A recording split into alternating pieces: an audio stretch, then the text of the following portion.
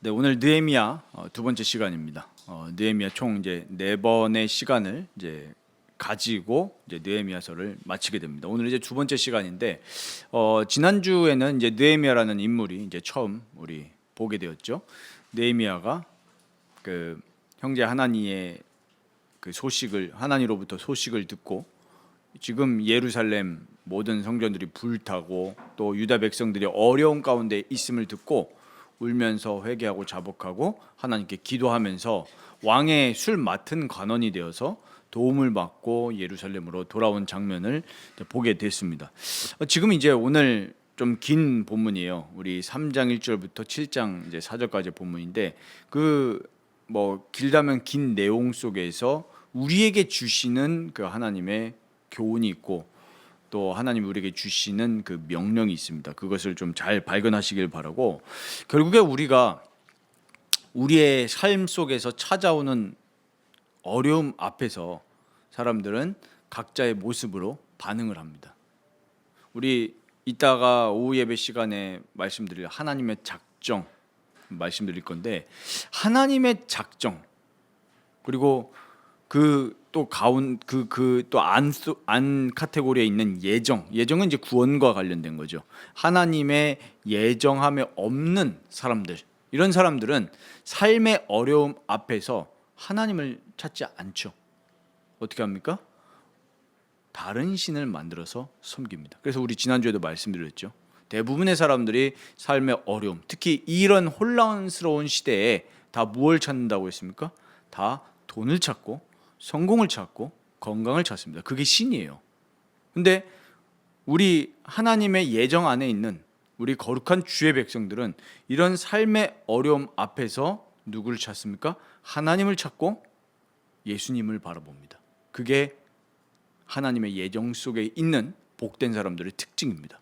그래서 오늘 우리는 이 본문을 보면서 정말 우리 제목 말씀처럼 우리가 여러 가지 삶의 어려움들이 있지만 앞으로도 있을 거지만 그럼에도 우리에게 소망이 있는 이유가 무엇인가를 오늘 이 말씀을 통해서 확신으로 붙드시기 바랍니다. 그래서 우리가 이런 혼란스러운 시대를 살아가면서 우리가 개인이 여러 가지 이런 어려움들과 고난들이 있지만 그럼에도 소망이 있는 이유, 예수 그리스도가 우리의 중보자가 되시고 우리의 왕이 되시기 때문에 그 사실을 말씀으로 붙으시기 바랍니다. 이 성벽 재건을 하고 있습니다. 그림을 보여드리면 좋겠는데 그림보다도 좀 상상력을 더 좀 발휘하셔가지고 좀 들으시면 좋겠습니다.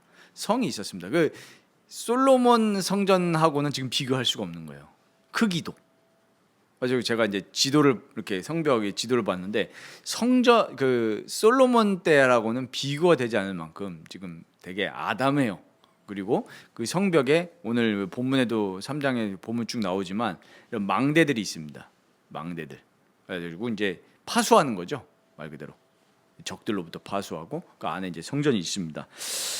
삽을 딱 뜨게 됐는데 오늘 3장 1절에 보면은 어떤 인물이 나오냐면 대제사장 엘리야십이라는 사람이 나옵니다. 그리고 그 형제 제사장들과 또 리스트가 쭉 나와요. 뭐 이 망대는 누가 이렇게 건축했고 이 벽은 또 누가 쌓았고 이렇게 쭉 재건자들의 리스트가 나옵니다. 그게 이제 3장이에요. 그런데 우리 에스라서에서부터 계속 봤지만 방해꾼들이 있었죠. 산발랏과 암몬 사람 도비아라는 인물이 계속 나옵니다. 우리 인생이 그렇습니다. 우리 뭐 철로역정이라는 책에도 나오지만 우리 그리스도인들이 가는 곳마다 평탄한 길이 없어요. 계속 방해와 유혹 또 시험거리들이 계속 찾아옵니다.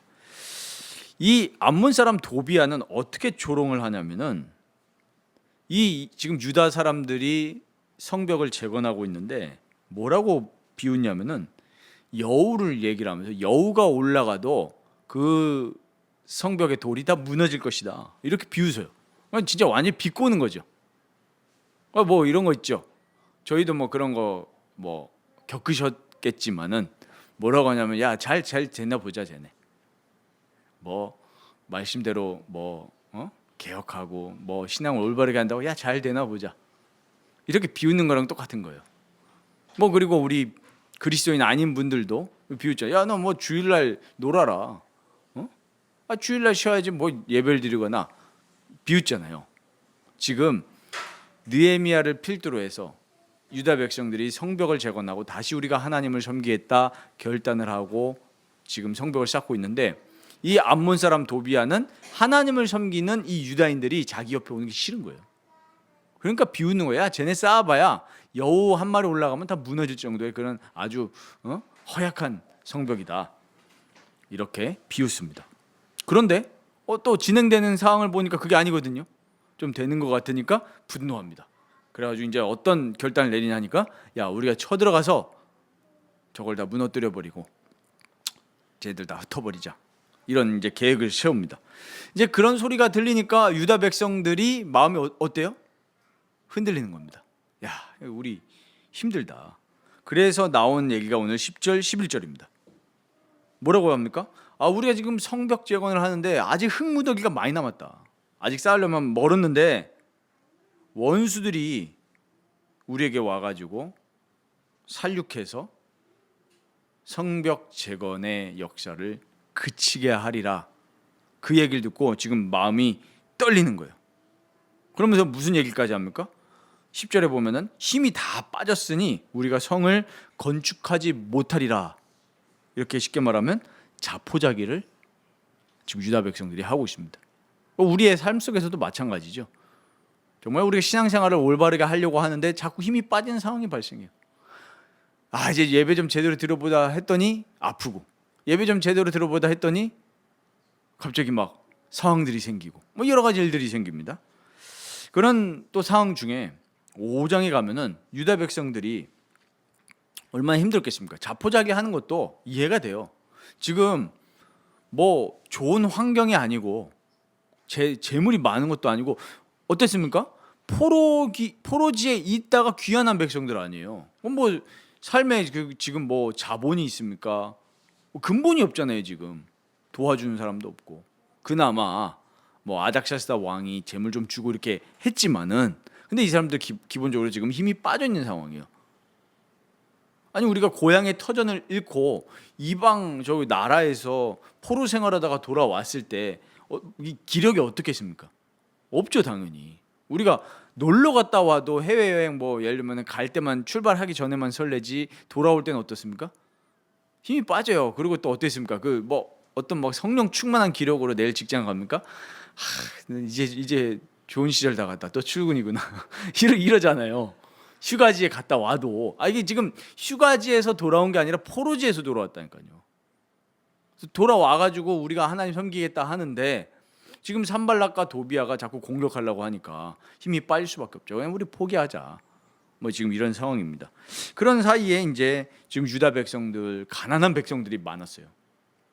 그래가지고 막 포도원도 팔고 밭도 팔고 이러다가 좀 굶어 죽게 생긴 거예요. 지금 가난한 백성들이 너무 많습니다. 이런 상황 속에서 느헤미야가 총독으로 이제 부임을 한 거잖아요.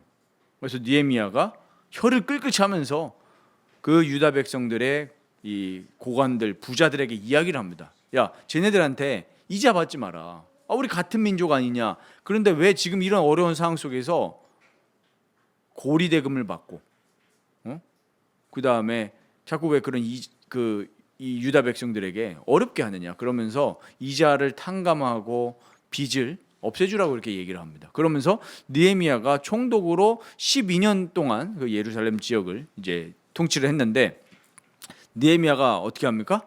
자기가 총독으로서의 녹을 받지 않습니다. 지금 우리 민족이 이런 상황이니까 안 받겠다.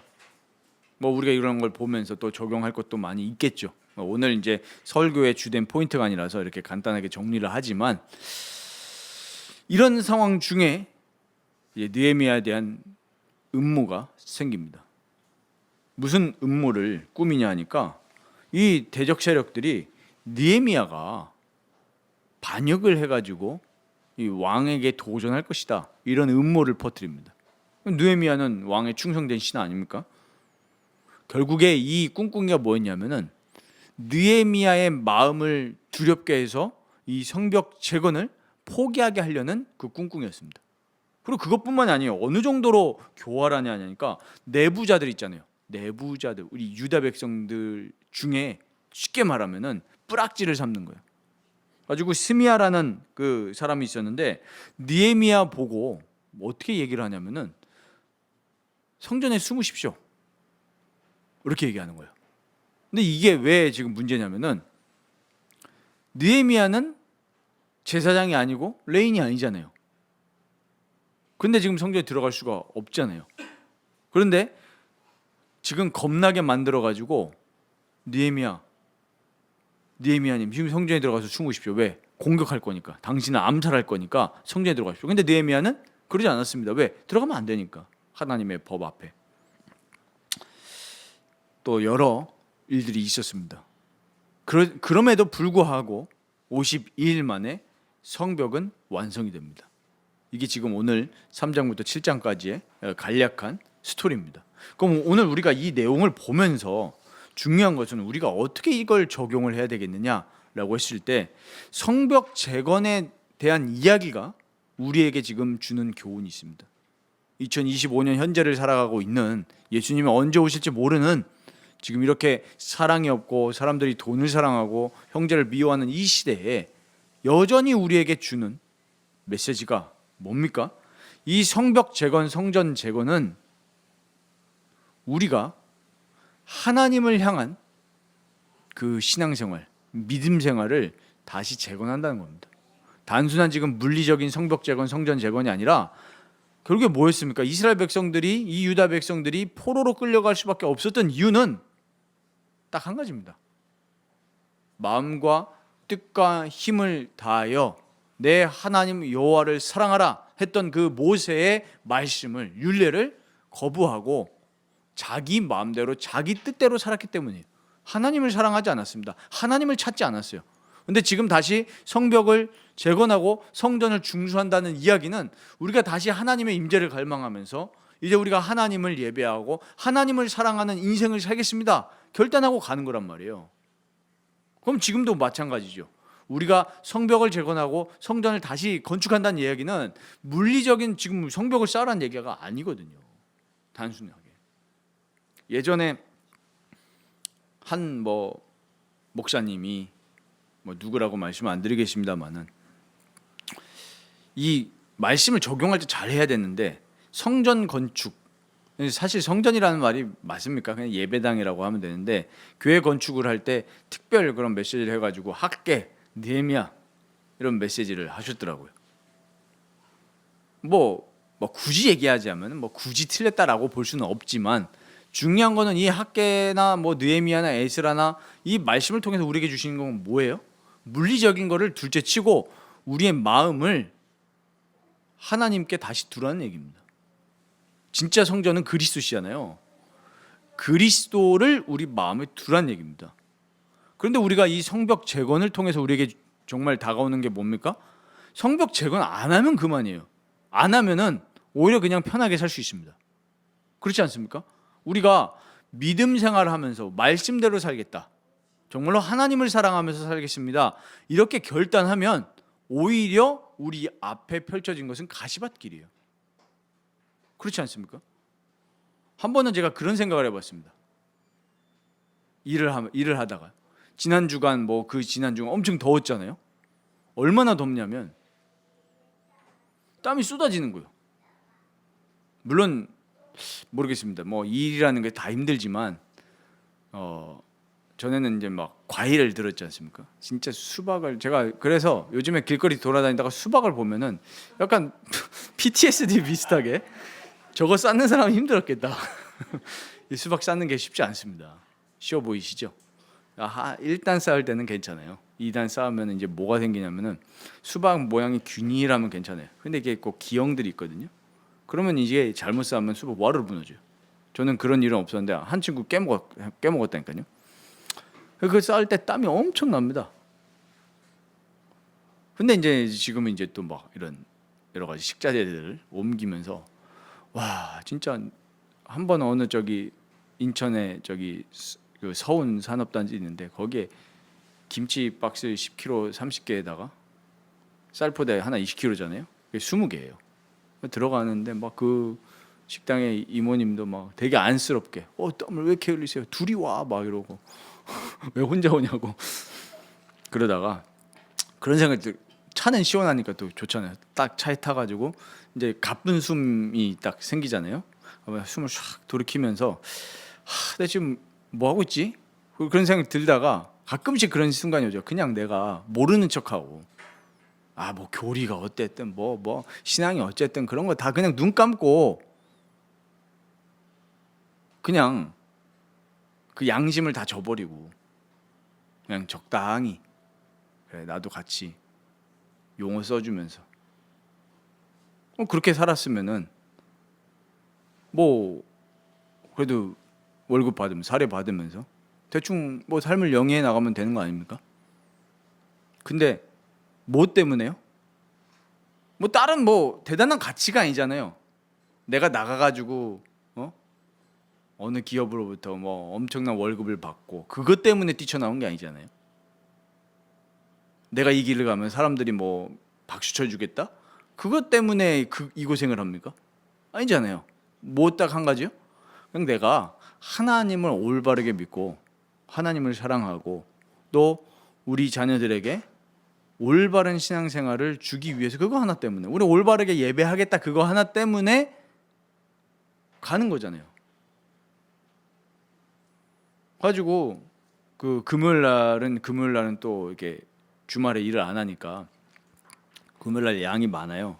늦게 끝났습니다. 근데 또 꼭 그럴 때 어머니에게 전화 오죠. 그러니까 어머니 왜 이렇게 늦게 가냐고 집에. 가지고 제가 얘기를 하면서 저랑 저희 이제 아내가 일하는 거에 대해서 너무 막 그렇게 쉽게 말하면 불쌍하게 생각하지 말아라. 뭐 다 사람들 이러고 사는 거 아니냐. 근데 배우는 것도 많고 또 하나님의 이 주권적인 그 계획이 있고 섭리가 있기 때문에 이 시간이 굉장히 중요한 시간이다. 물론 뭐 쉽지는 않죠. 그런데 마찬가지입니다. 우리가 뭐 저뿐만 아니라 여기 계신 많은 분들도 진짜 우리가 올바르게 신앙생활하겠다, 하나님의 말씀대로 살겠다고 하면은 평탄한 길이 아니라니까요. 오히려 더 가시밭길이고 갈등되는 요소들이 더 많아요. 아니 세상 사람들은 저렇게 사는데 근데 말씀에서는 이렇게 살지 말라고 하네? 라고 했을 때 일단 아웃사이더가 되기가 쉽다고요. 일단은 문화적으로도 다르잖아요. 그러니까 지금 이 느헤미야를 필두로 해가지고 유다 백성들이 진짜 말씀대로 우리가 다시금 하나님을 사랑하고 하나님을 예배하고 이렇게 살려고 하니까 지금 어려움들이 오는 거예요. 성벽제가 안 하면 그만 아닙니까? 솔직히 말해서 그 얼마나 힘듭니까? 뭐 그 당시에 최첨단 뭐 건설 장비들이 있습니까? 그냥 일일이 다 쌓아야 된단 말이에요. 자, 이런 상황에 직면한 겁니다. 여기서 결정적인 차이가 생깁니다. 아까 느헤미야 4장 10절 11절에 보면 이스라엘 백성들 중에 유다 백성들 중에 두려워하는 사람들이 생겼죠. 자, 우리 그냥 포기합시다. 못 짓습니다. 근데 이해가 가요. 저는 그걸 몇 번 보다가 처음에는 야 이놈들 진짜 뭐냐 이걸 하다가 가만히 생각해 보다가 제가 일하는 장면을 떠올려 보면서 그래 포기하고 싶겠다. 아니 지금 흙무더기가 이만큼 남았습니다. 지금 얼마나 지금 좌절된 상황이에요. 다 끝나가는 조금만 이제 조금만 더 싸우면 된다라고 하면은 조금 더 텐션을 올려가지고 싸우면 될 텐데 옆에 보니까 흙무더기 이렇게 남았는데 저 쳐들어오는데 힘이 빠지죠. 간담이 녹죠. 우리가 뭐 다 그렇지 않습니까? 우리가 끝이 보이면은 이것만 하면 되니까. 근데 우리가 신앙의 여정을 가는데 어떻게 될지도 모르는데 앞으로. 저도 그럴 때 많거든요. 가끔씩. 뭐 언제까지 내가 이러고 있어야 되나? 뭐 이런 생각. 또 말씀을 보면은 또 하나님 힘을 주시고 또 그 거룩한 정말 그 하나님의 얼굴을 보면서 그래 힘들어도 내가 가는 거다. 이게 계속 반복이 돼요 우리가. 이런 상황 속에서 우리 점검해야 되는 게 내가 지금 무엇을 두려워하고 있는가를 우리는 늘 스스로에게 질문해야 됩니다. 느헤미야의 답변을 보십시오. 오늘 4장 13절 14절 한번 보시기 바랍니다. 느헤미야가 얘기합니다. 내가 성벽 뒤에 낮고 넓은 곳에 백성이 그들의 종족을 따라 칼과 창과 활을 가지고 서 있게 하고. 자, 느헤미야는 이제 어떻게 한 겁니까? 야, 싸우자 이겁니다. 그래서 칼과 창과 활을 가지고 파수하게 한 겁니다. 지키자. 우리가 성벽 앞에 서서 지키자. 그러면서 14절에 뭐라고 합니까? 내가 돌아본 후에 일어나서 귀족들과 민장들이 지도자급들이죠. 그리고 남은 백성에게 말하기를 너희는 그들을 두려워하지 말아라. 산발락과 도비야 그런 세력들 두려워하지 말고 지극히 크시고 두려우신 주를 기억해라. 누구를 기억하라고요? 우리 주님을 기억해라. 그리고 너희 형제와 자녀와 아내와 집을 위하여 싸우라. 야 뜨자 이런 거예요. 쉽게 말하면 누구를 기억하고요? 지극히 크시고 두려우신 우리 주님을 두려워해라. 그 하나님을 기억해라. 그리고 우리는 그들과 맞서 싸우자. 어떻게 될지 모르는 상황입니다. 뭐 정규 군대가 있습니까? 지금 유다 백성들에게 오합지졸들이거든요. 그런데 느헤미야의 중심 뭡니까? 저 사람보다 저 사람을 죽이기도 하시고 살리기도 하시는 하나님을 경외해라. 그리고 우리는 하나님을 경외하면서 믿음의 길을 가고 믿음의 길을 가면서 우리를 대적하는 세력들과 싸운다. 우리도 마찬가지입니다. 우리가 믿음으로 걸어가는 길에 얼마나 많은 우리 안에서부터 나오는 죄, 그리고 세상에서 흘러나오는 죄, 그리고 또 우리를 공격하는 마귀, 어떻게 해야 됩니까? 이것들을 죄와 마귀를 두려워하지 말고 사람들을 두려워하지 말고 우리의 인생을 붙들고 계시는 하나님을 경외하고 하나님을 기억하면서 맞서 싸우라 이 얘기입니다. 지금 우리에게. 그래서 우리가 무엇을 두려워하고 있는지를 우리는 계속 점검해야 됩니다. 우리는 뭘 두려워하고 있습니까? 돈을 두려워합니다. 이 시대의 사람들의 최고의 두려움은 뭐예요? 돈이에요. 두려움은 뭐랑 연결됩니까? 사랑과 연결됩니다. 그러니까 우리가 진짜 하나님을 두려워하잖아요. 하나님 사랑하게 돼 있어요. 근데 왜 사람들이 돈을 사랑합니까? 돈을 두려워하기 때문에 돈을 사랑하는 거예요. 왜 사람들이 그렇게 평판을 두려워합니까? 평판을 사랑하기 때문이에요. 그렇지 않습니까? 그러니까 내가 이렇게 사회생활하면서 하나님 말씀이 아니라고 하는데도 하나님 말씀보다 사람의 평판이 두려워서 우리는 합류할 때가 얼마나 많습니까? 이건 좀 괜찮아. 우리 수많은 교회에 우리 한국 교회도 많은 우리 장로님들 계실 거 아닙니까? 장로님들이 사업하시면서 뭘 두려워합니까? 사람의 평판과 돈을 두려워하니까 하나님의 말씀은 아니라고 하는데 불법을 행하고 그런 일들이 얼마나 많습니까? 목사님들도 마찬가지 아닙니까? 하나님의 말씀을 올바르게 선포하고 하나님의 말씀이 아니라고만 아니다 얘기를 해야 되는데 얘기를 못하는 거예요. 왜요?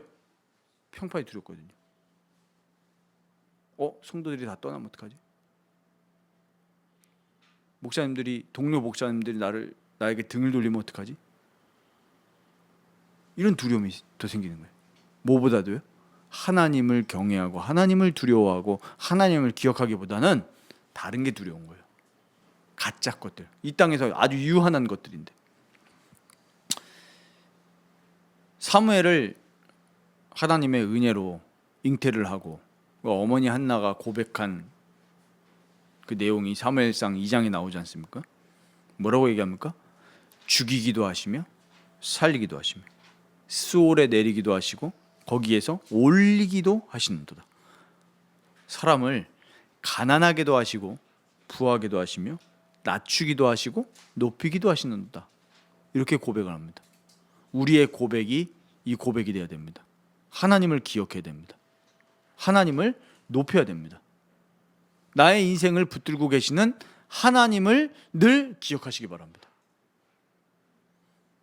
우리를 지금 대적하고 우리를 넘어뜨리려고 하는 세상과 죄 그리고 사람들의 목소리 또 마귀의 공격을 두려워하지 마시고 우리를 통치하시고 우리의 모든 삶을 주관하시는 하나님을 두려워하시기 바랍니다. 하나님을 두려워하면 하나님을 사랑하게 돼 있어요. 근데 사람들이 다른 걸 두려워한단 말이에요. 죽음을 두려워하고 당연히 죽음을 두려워하니까 건강을 두려워하고 그거가 제일 많이 나타나는 곳이 어디입니까? SNS 아닙니까? 사람들 뭘 자랑하죠? 다 몸매 자랑하고 집 자랑하고 차 자랑하고 오히려 세상은 발전하고 경제는 성장한 것 같은데 더 이상해지고 있어요. 이런 세상을 우리가 살아갑니다. 이거 쉽게 말하면 그런 세상이 우리에게 산발락과 도비아 같은 존재들인 거예요.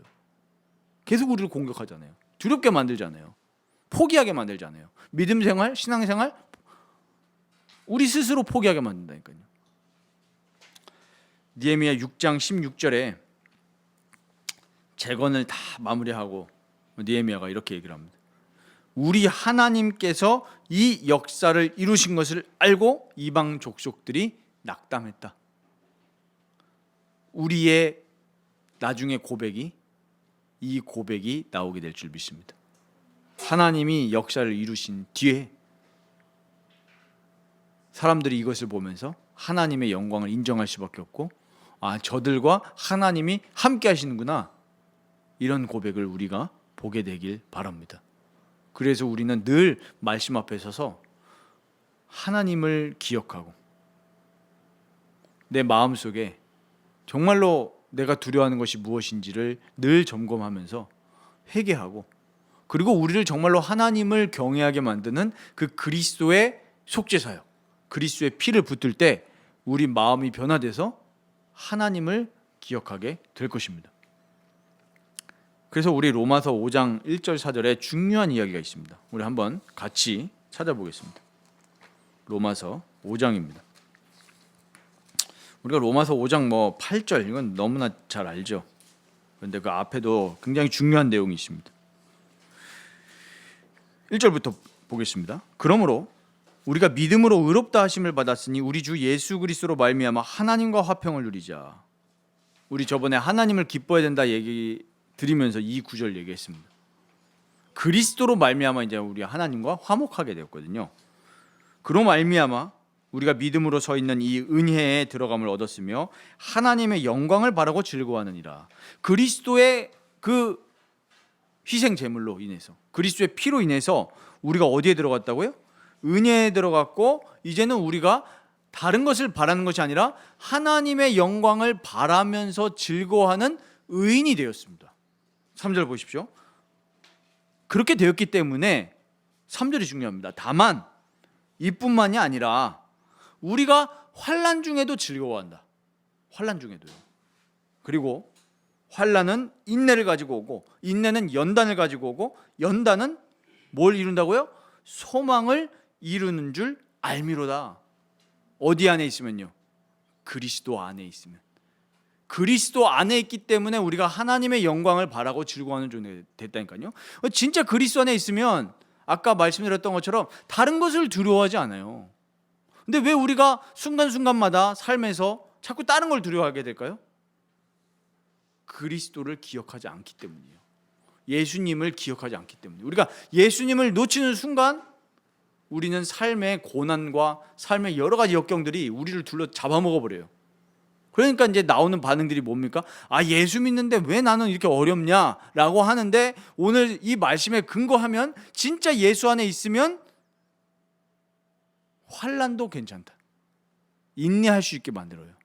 인내는 연단을 가지고 오고, 연단은 우리에게 참 하나님의 소망을 이룹니다. 이게 진짜 그리스도 안에 있는 사람이에요. 그래서 우리 마음속에 정말로 예수님을 두는 것만이 참된 소망입니다. 사람들은 소망을 자꾸 다른 것에 얘기를 합니다. 정말로 우리나라 현실 보면서 답답한 게 뭐냐면 자꾸 소망을 사람에게 둔단 말이에요. 정말로 소망에 둡니다. 말씀에 두지 않아요. 그러니까 다들 말씀이 근거가 안 되니까 자기 유리한 쪽으로만 얘기하는 게 정치인들 아닙니까? 정말 답답하죠. 자기는 돌아보지 않아요. 그러니까 자기가 얘기했던 거에, 과거에 얘기했던 거에 지금 또 걸려버리잖아요.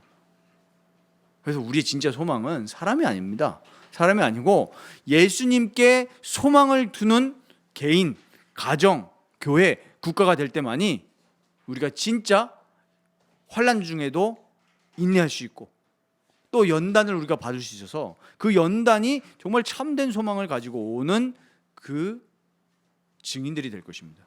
철로역정 보십시오. 그 기독도가 걸어가면서 얼마나 많은 환난과 위험들이 있습니까? 근데 뭐 바라보는 가는 거예요? 참된 소망? 하나님의 영광을 바라보면서 나를 이끄시는 예수 그리스도를 의지하면서 걸어갑니다. 그랬을 때 유혹을 이기게 되고 마귀의 공격도 이기고 소망을 가지고 이어갑니다. 2탄은 아직 안 봤는데 봐야지 하면서 2탄이 있대요. 우리가 잘 모르는. 근데 2탄은 뭐냐면 가족들을 끌고 가는 내용입니다. 원래 가족들 버리고 가잖아요. 근데 나중에 뭐 시리즈 2가 있다는데 이제 가족들을 데리고 천국으로 가는 그 스토리가 있다는데 한번 봐야겠습니다. 마찬가지로 정말 우리가 이렇게 사이는 어렵다 그러고 뭐 요즘 뭐 하는 말들 많지 않습니까? 야, 전 세계가 막 힘들고 막 진짜 예수님이 곧 오실 것만 같은 막 폭염에다가 뭐 요즘은 뭐 동해 바다도 뭐 함부로 가지 마시기 바랍니다. 뭐 동해 바다에 그 샤크가 상어가 나타난다고 막 그러더라고요. 진짜 그 조스 영화에 나오는 조스가. 그러니까 뭐 이제 자꾸 이상한 일들이 일어나지 않습니까? 가지고 막 사람들 뭐 경제든 정치든 뭐 여러 가지 뭐 전쟁이 일어날 수도 있고 뭐 여러 가지 하는데 그렇다 할지라도 우리의 소망은 그리스도 안에 있습니다. 그러니까 우리는 늘 누구를 기억해야 됩니까? 예수님을 기억해야 돼요. 우리를 위해서 십자가에서 피 흘리시고 지금도 우리를 위해서 하늘 보좌에서 우리를 위해 중보하고 계시는 예수님과 얼마나 내가 생생하게 교제하느냐, 그게 우리 신앙생활의 핵심이에요. 예수님을 놓치면 우리는 다 놓치는 거예요. 예수님을 놓치면 하나님의 영광을 이렇게 바라보고 즐거워할 수가 없다니까요. 자꾸 다른 거 바라잖아요. 그러니까 교회 안에 왔는데 저 사람 왜 이렇게 다른 걸 즐거워하지? 라고 했을 때는 둘 중에 한 가지겠죠. 예수님을 아예 모르거나 예수님을 만났는데도 또 육신의 그리스도인이 됐거나. 근데 진짜 예수님을 붙들면 하나님의 영광을 바라고 즐거워하고 환난도 괜찮고 연단도 다 괜찮은 거예요. 왜? 그것이 그리스도 안에서 소망을 이루게 되니까. 이 말씀을 붙드시기 바랍니다. 그럼 우리가 이 오늘 말씀을 우리에게 적용하고 또 마무리를 지으면서 우리가 어떻게 살아가야 될 것이냐. 뭐 사람들은 교회 안에 와서도 방법적인 걸 이야기합니다. 근데 방법은 있잖아요. 저 사람에게는 맞을 수 있어요. 근데 또 나에게는 안 맞습니다. 의학도 마찬가지 아닙니까? 저 사람에게는 맞아 떨어져 가지고 치유가 돼요. 근데 저 치료법을 나에게 적용했을 때 안 되는 경우도 많습니다. 그래서 진짜 겸손한 의사분들은 제가 만나보니까 뭐라냐면 이 치료법이 선생님께 안 맞을 수도 있습니다라는 걸 얘기를 하시더라고요. 무조건 이거 가지고 다 치료 안 된다라는 거를 얘기를 해요. 저도 경험을 했고. 교회 와서도 신앙생활을 방법론적으로 한다면은 안 되는 거예요. 예를 들면은 뭐 이런 사람도 있죠. 뭐 지난주에도 들었는데 뭐라고 하냐니까 누가 성경을 목사님한테 질문했다는 거예요. 질문했는데 얘기해 주면 되잖아요. 그리고 그분에게 성령님이 일하실 수 있도록 목회자를 위해서 기도해주고 말씀을 잘 가르쳐주고 그러면 되는데 어떻게 하냐면 회개라를 시켜버리는 거예요. 질문을 했을 때 내 설교만 들어라. 내 설교만. 어디서 많이 본 패턴 아닙니까? 성경 보지 못하게 하고 내 설교만 들어라. 그럼 다른 목사님 설교는 틀렸습니까? 그렇게 직접적으로 얘기는 안 하지만 뉘앙스가 그렇죠. 그게 뭡니까? 우리 한국 무당들의 패턴 아닙니까? 용하다. 지금 정말 얼마나 많은 신앙인들이 정말 예수님을 바라보는 게 아니라 정말 한국은 목사교가 돼버렸죠. 목사교. 용하다는 목사. 저 목사님 설교 좋네. 근데 진짜 목회를 잘하는 목사는 뭐겠습니까? 설교가 끝났을 때, 예배가 끝났을 때 뭐가 남아야 돼요? 예수님이 남아야 되는 거 아닙니까? 근데 오늘 목사님 설교 너무 좋았어. 오늘 목사님 좀 옷이 멋있었어. 이러면 안 되는 거잖아요. 저 교회는 세션이 너무 좋아. 근데 대부분 지금 사람들 그렇지 않습니까? 교회 분위기 너무 좋네요. 분위기가 뭔데요? 그 분위기 신앙으로는 환난 못 이깁니다. 근데 진짜 예수님을 붙들 때만이 우리가 뚫고 들어간다니까요. 정말 예수님 붙드시기 바랍니다. 예수님, 우리의 중보자 되신 예수님, 우리의 왕이신 예수님을 붙드시기 바랍니다. 그래서 우리가 정말 하나님을 이렇게 인정하면서 살아가는 삶이 돼야 됩니다. 느헤미야의 특징이 뭐였습니까? 하나님을 경외하는 사람이었어요. 하나님을 경외하니까 당연히 우리 1장에서 봤지만 회개할 수 있겠죠. 하나님을 경외하지 않는 사람은 회개도 안 합니다. 하나님을 경외하는 사람은 하나님을 두려워하기 때문에, 이런 어떤 우리가 대적을 무서워한다는 그런 두려움이 아니죠. 존경하는 두려움이기 때문에, 나의 삶을 주관하신다는 걸 알기 때문에 하나님을 두려워하는 거예요. 사랑의 두려움입니다. 그렇기 때문에 계획을 세우지만 계획을 이루시는 하나님을 인정하면서 살아가게 되죠. 우리가 계획을 세웠을 때 하나님을 인정하지 않는 사람은 어떻게 합니까? 하나님 왜 내 계획대로 안 해주세요? 이렇게 얘기합니다. 그러면서 불평 불만을 쏟아냅니다. 근데 느헤미야는 어떻게 합니까? 성벽 재건을 하면서 산발락과 도비아가 계속 공격하고 우리를 위협하지만, 또 내부자의 또 그 돈 먹어가지고 자기를 악의 길로 빠뜨리려고 하지만, 그런 상황 가운데에서도 늘 하나님을 경배하고 찬양합니다. 이게 진짜 하나님을 인정한 삶이에요. 그래서 잠언 3장 잘 아시죠? 너는 범사의 그를 인정하라. 그리하면 내 길을 지도하시리라. 오늘 오후 예배 설교하고도 또 연결되는 부분들이 있죠. 하나님의 작정. 우리 잠언에는 뭐 얘기까지 합니까? 사람이 제비를 뽑을지라도 그걸 주관하시는 분은 누구시라고요? 하나님이시다. 그럼 우리의 삶 속에 진짜 하나님을 인정하고, 오늘 나에게 지금 환난이 왔다, 나에게 문제가 왔다라고 하실 때에도 진짜 신앙인은 하나님을 인정하죠. 나에게 병을 허락하신 거 하나님이시다. 느헤미야는 인정하는 거예요. 지금 산발락과 도비아가 와가지고 위협하지만 하나님을 인정하고, 야 백성들아, 저들을 두려워하지 말고 지극히 크고 두려우신 하나님을 기억해라. 제발 기억해라. 우리가 틀린 길을 간다면 접어야 되겠지만, 지금 성벽 재건은 하나님의 뜻이고 우리가 마땅히 해야 될 길이 아닙니까? 그러니까 하나님을 두려워하라는 거예요. 우리도 마찬가지입니다. 많은 목사님들이 이런 얘기합니다. 비전을 세워야 된다. 계획을 세워야 된다. 틀린 얘기는 아닙니다. 맞습니다. 세워야 돼요. 그런데 그 계획이 수가 틀려질 때도 있잖아요. 그럼 어떻게 할 겁니까? 계획은 계획일 뿐이지 계획이 목적이 되면 안 돼요. 아니, 분명히 얘기하지 않습니까? 우리가 사람이, 우리 잠언 16장에도 자기의 길을 계획할지라도 인도하시는 분은 누구라고요? 하나님이라고 그랬습니다. 그럼 우리가 세워야 될 것은 다른 게 아닙니다. 정말로 하나님을 경외하면서 악을 떠나야 된다는 거예요. 죄의 길, 악의 길 안 가는 게 우리의 계획과 비전이 돼야 되지. 내가 예를 들면 교회를 이렇게 개척했으니까 교회가 이렇게 돼야 됩니다. 그게 나의 목적과 소망이 되는 순간, 그게 안 되면 어떻게 돼요? 다 무너지는 겁니다. 그러니까 진짜로 하나님이 원하시는 말씀을 전달할 수가 없죠, 목사들이. 왜? 내 목적과 소망은 무엇이니까요? 그게 부풀린 것이니까. 우리 성도님들의 삶도 마찬가지입니다. 우리의 계획과 목적이 하나님이 되지 않고 자꾸 세상 성공이 되는 순간 하나님의 말씀을 자꾸 벗어난다니까요. 그러니까 이스라엘 지금 두려워 떠는 백성들처럼 하나님을 두려워하는 것이 아니라 내 지금 주변의 환경을 두려워하게 되는 겁니다. 여호와를 경외하며 악을 떠나시기 바랍니다. 하나님을 인정하시기 바랍니다. 하나님을 두려워하시기 바랍니다. 마태복음 6장에도 우리 주님께서 얘기하셨습니다. 이걸 보면서 우리가 뭘 느끼게 됩니까? 아까 방금 말씀드렸던 것처럼 계획과 비전도 중요하겠지만, 우리 모든 우주 만물의 주권을 가지신 하나님이 모든 것을 이루신다는 것을 우리는 인정해야 된다는 중요한 교훈을 얻습니다. 뭐라고 얘기하십니까? 주님이 공중의 새도 누가 기르신다고요? 하나님이 기르신다. 저 새가 떨어지는 거 누가 붙들고 계시는 거예요? 하나님이 붙들고 계시는 겁니다. 떨어지고 살고 나는 거 다. 그렇다면은 우리가 어떤 기도를 해야 될지 예수님이 직접 알려주셨잖아요. 우리가 어떤 기도해야 될 것이냐? 뭐 하라고 그랬죠? 하나님 나라가 임하도록 기도하라고 했습니다.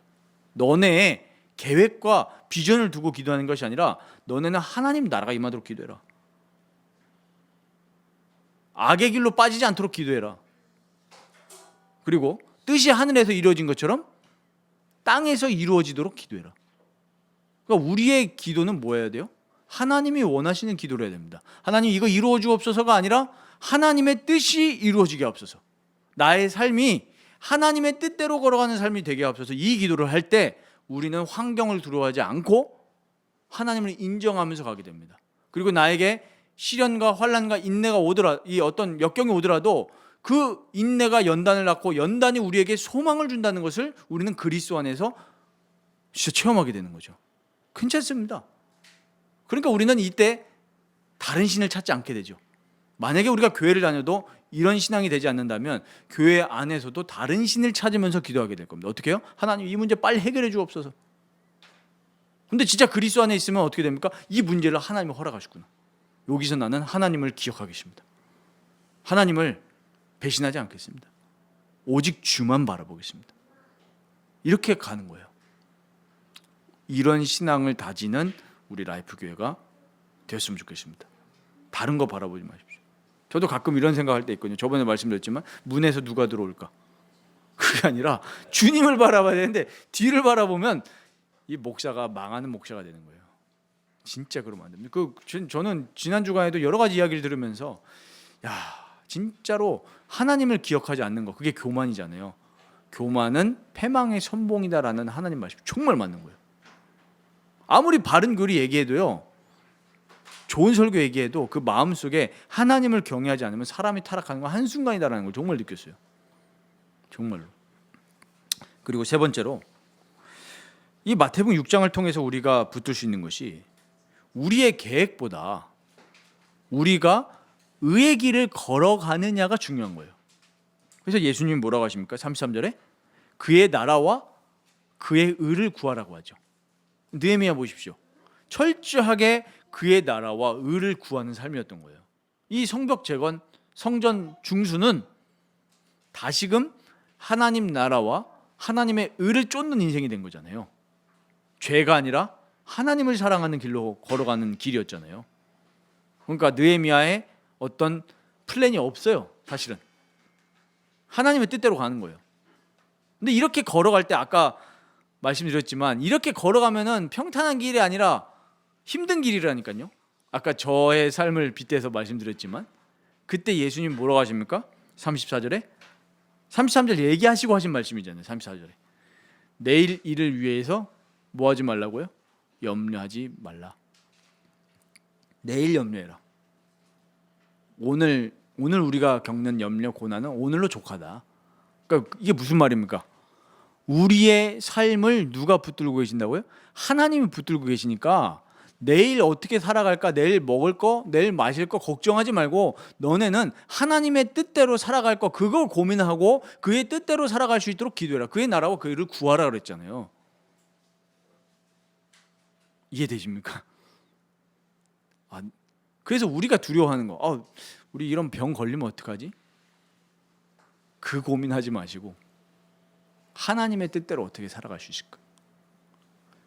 그렇게 되려면은 뭐 해야 된다고요?